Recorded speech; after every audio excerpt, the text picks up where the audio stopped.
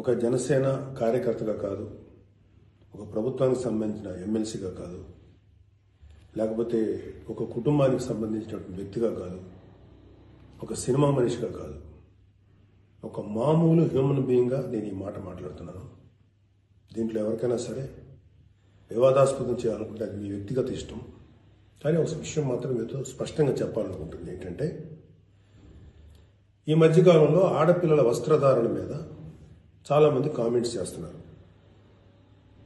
ఓపెన్గా మాట్లాడాలంటే ఈ మధ్యకాలంలో శివాజీ మాట్లాడాడు. Shivaji is not my target. ఒకవేళ అతను ఎవరన్నా సరే శివాజీ నా టార్గెట్ అనుకుంటే అది మీ ఇష్టం.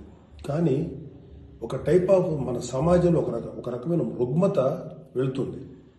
అదేంటంటే moral policing. It's called moral policing. ఎంత మిత్తులో బతుకుతున్నారంటే సామాన్య జనం చాలామంది ఈ మేల్ చావనిస్టిక్ సొసైటీ, మగ అహంకారంతో ఉన్నటువంటి మన సమాజం, ఆడపిల్ల ఎలా ఉండాలి, ఆడపిల్ల వస్త్రధారణ ఎలా ఉండాలి, ఆడపిల్లలు ఎలా మాట్లాడాలి, ఆడపిల్లలు ఏం మాట్లాడాలి, ఏమి మాట్లాడకూడదు, దీని మీద ప్రతి ఒక్కడు, అతను పండితుడు కానించి పామరుడు దాకా ప్రతి ఒక్కడు ఆడపిల్ల ఎలా ఉండాలో మాట్లాడతారు. ఫస్ట్ పాయింట్, దీన్ని మోరల్ పోలీసింగ్ అంటారు. ఇది ఎగెనెస్ట్ కాన్స్టిట్యూషన్. ఒక ఆడపిల్ల ఇలాంటి వస్త్రధారణ చేసుకోకూడదు, ఒక ఆడపిల్ల ఇలాంటి వస్త్రధారణ చేసుకోవాలి అని చెప్పడానికి మీకేం హక్కు ఉంది? ఏ రైట్ ఉంది మీకు? అంటే మగవాడు కాబట్టి ఎవరి గురించి అని ఏదైనా స్వేచ్ఛగా మాట్లాడతారా?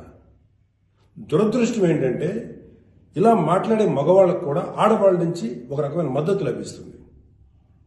మనస్ఫూర్తిగా చెప్తున్నాను, ఖచ్చితంగా వాళ్ళ మనసు నుంచి వచ్చింది కాదు.